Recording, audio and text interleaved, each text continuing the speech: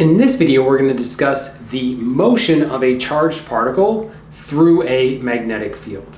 So before we deal with any of the mathematics of this, let's just begin by thinking about a picture.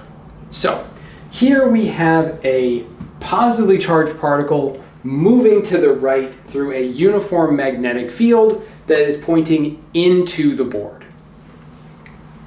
All we're going to do here is we are going to use our right-hand rule in order to figure out the force on this particle. I realize it's already written on the board, but let's do it as well. So our index finger points in the direction of the velocity. Our other fingers point in the direction of the magnetic field, which is into the board. So your hand should look like this, and your thumb points up.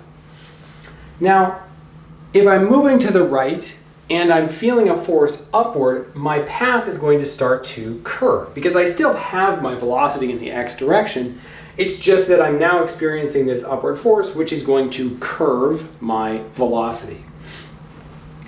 Okay, so as my path curves up, I will at some point get to a point here where my velocity will make, say, a 45-degree angle to my original velocity.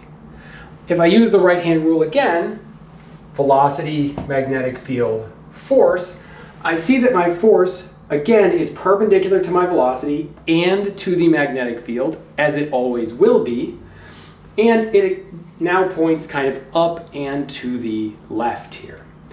That means I'm going to start feeling a force to the left here, right? And so now, eventually I'll get to a point here where my velocity points straight up. When my velocity points straight up, my force will point to the left. And you can see that as my path continues to turn, at any given location along this circle, my force will always point toward the center of the circle.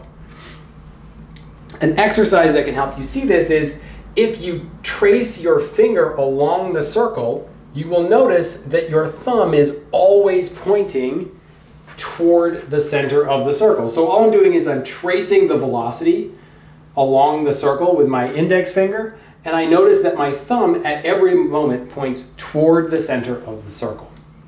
Now, this should make us think of a centripetal force, right? From physics 1, we thought about uniform circular motion that has a centripetal force. And that centripetal force must be given by mv squared over r, where v is your velocity around the circle. This leads us to believe that we should be able to compare our centripetal force with our magnetic force. Now, a quick note, when we take this cross product, the magnitude of our magnetic force depends only on the perpendicular component of our velocity. That is the component of our velocity perpendicular to the magnetic field. And because we already know that the magnetic force always points in the same direction as the centripetal force, we are going to deal with only magnitudes for the rest of this video in terms of equations like this or in terms of equations like this, where we're dealing with comparing forces between the magnetic force and the centripetal force. So this leads us to believe that the magnetic force, which deals with only the perpendicular component of the velocity, must be equal to the centripetal force. Where here, the centripetal force depends only on the perpendicular component of the velocity as well. And this is because if we had any velocity into the board or out of the board along the magnetic field lines, well, that velocity is actually completely independent of our circular motion. It does not take, the centripetal force doesn't actually care if we're moving into or out of the board because we're not moving in a circle in that direction.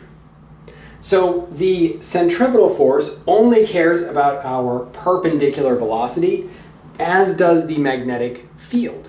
Remember that the parallel component of the velocity, that is the component of the velocity parallel to the magnetic field, does not influence our magnetic force. So on both sides of this equation, we can use our perpendicular component of the velocity.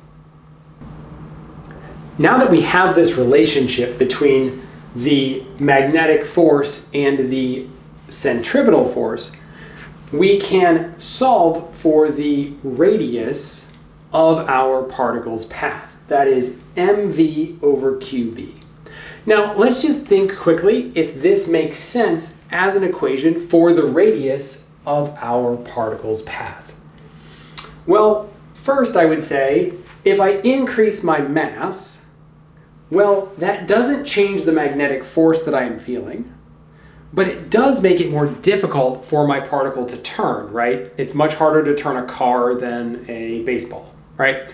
The more mass I have, the harder it is to turn, and I would expect that if it becomes more difficult to turn, that I'm gonna move in a larger radius, right?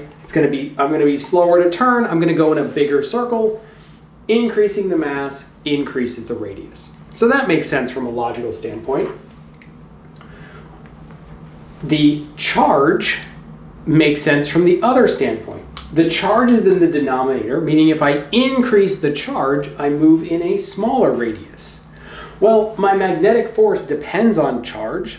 As if I increase the charge, I'm going to increase the force that my particle feels, assuming that I keep all of my other variables the same. So, if I'm moving at the same speed in the same magnetic field with the same mass, increasing my charge is going to increase my force, and I would expect if I push harder, then my particle is going to turn faster, and I will get a smaller radius in my circle. Just to be clear, the radius that I'm talking about here is this distance from the center of my path here. So my new radius would be then, I'll call it r prime. So if I increased my charge, I would go in a smaller circle and I would have some other radius r prime, right? So next, let's consider the magnetic field. Well, the magnetic field is just like the charge in that if I increase it, I increase the force. So it makes sense that because Q and B are kind of on the same footing in my force equation, my magnetic force equation, that they should be on the same footing here as well. If I increase the magnetic field while holding everything else constant, I would expect my radius of curvature, the radius of my circle, to decrease. I'm going to move in a tighter circle. Finally, the velocity. Now, the velocity is a little bit trickier because it shows up in both sides of our equation. So this side of our equation represents the actual physical force generated by the magnetic field.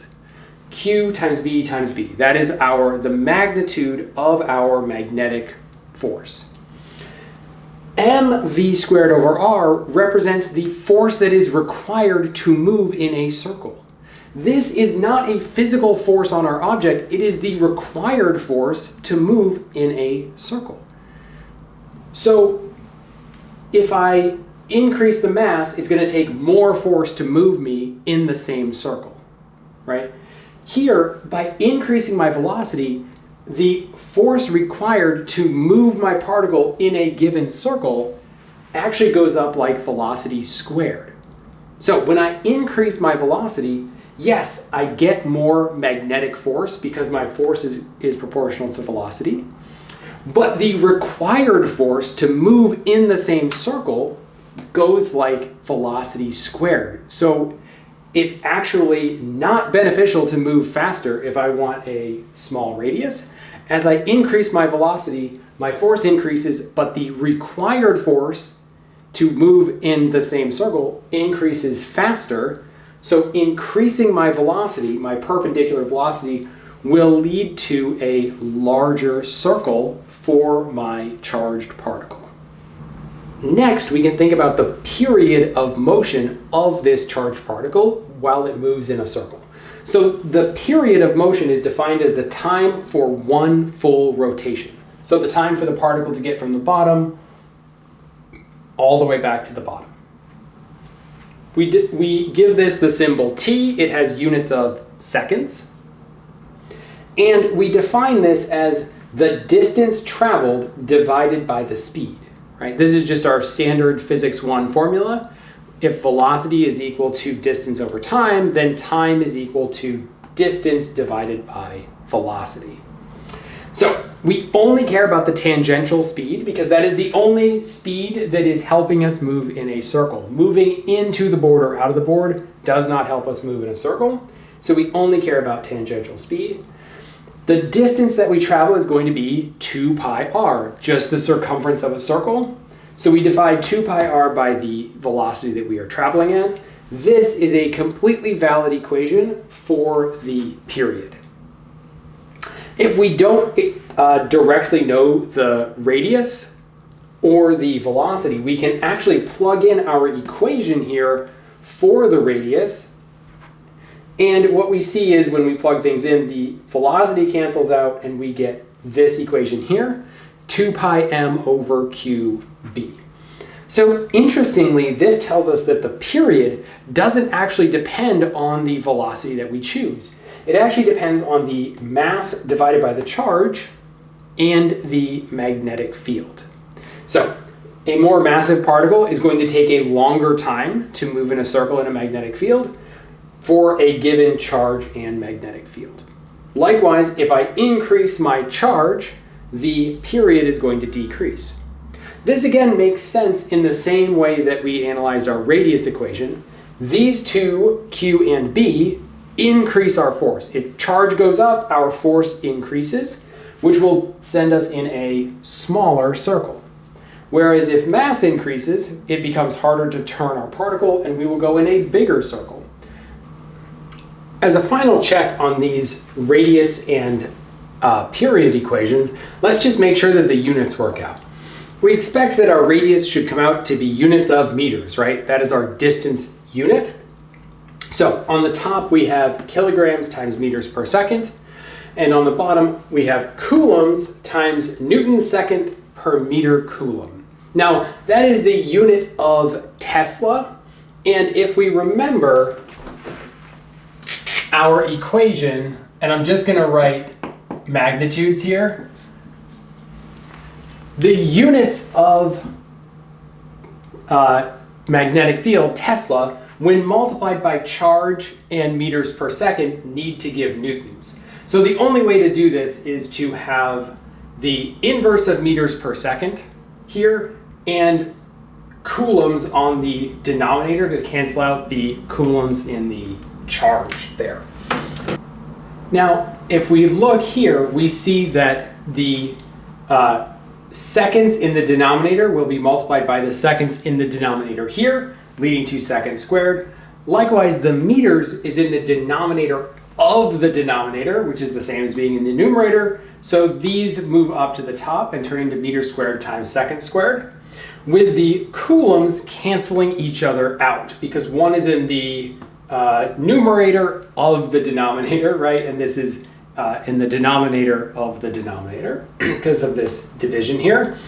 And then all we do is we insert our newton, we expand newtons out to be kilogram meter per second squared. The easy way to remember that a newton is a kilogram meter per second squared is it must be a mass multiplied by an acceleration. Force equals mass times acceleration. So when doing this all out, we see the kilograms cancel, the seconds squared cancel, and we are left with only 1 meter. Okay, we can do exactly the same thing for the period units. The period units, we have 2 pi mass, kilograms divided by Q, units of coulombs, and again we have our units of Tesla. Doing exactly the same trick where the coulombs cancel out, the meters per second move upstairs and flip, and then we end up with expanding out our newtons to kilogram meter per second squared. Canceling everything out, we are left with just 1 seconds in the denominator of the denominator, which we move to the numerator to give us a total units of seconds, which is exactly what we would expect for a time for 1 full rotation. Now that we've discussed the circular motion of a particle in a magnetic field, let's think about what would happen if the particle had not only a perpendicular velocity, but also a velocity parallel to the field. So imagine that you have a particle that's spinning in a circle, right? And you give it a little push. Say I give it a little push toward the camera, right? So I'm spinning in a circle and then suddenly the particle starts moving in the direction perpendicular to its circular motion. Well, in that case, you would end up with a helix pattern, right? So our circular motion would move through space and we would get a spiral. One way of thinking about this is in terms of a slinky, right? A slinky from the front just looks like a circle. So you can imagine having a circular motion here, right? But if I'm circling and I start moving through space, my path is going to turn into this spiral or helix type of shape. This is exactly what we see with particles moving in magnetic fields. The particle feels no force in the direction parallel to the magnetic field, and therefore moves at a constant velocity in that direction. Meanwhile, the component of the velocity perpendicular to the magnetic field generates this circular motion. So you are moving in a circle while also moving through space. Now, one of the interesting things about this is we can define what's called the pitch. So the pitch is the distance between spirals in this motion. Now, that pitch depends on how fast you're moving parallel to the magnetic field. The faster you're moving, the further you are going to go between spirals. It also depends on how much time you have during one spiral. So the pitch is simply equal to the velocity parallel to the magnetic field multiplied by the period. Because of the independence of the perpendicular component of velocity and the parallel component of velocity, and because the magnetic force is always perpendicular to all components of the velocity, the speed of my particle never changes. And the parallel component of the velocity in no way influences the circular motion, and the circular motion in no way influences the velocity of the particle along the magnetic field. This means that quantities like the radius of the particle's path and the period of the particle's motion are completely unaffected by this parallel component of the velocity. When calculating the radius or the period, we can completely ignore this parallel component of velocity. The only time we need to worry about it is when we worry about the particle actually processing through space and we want to find something like the pitch or draw a realistic picture of that particle's path.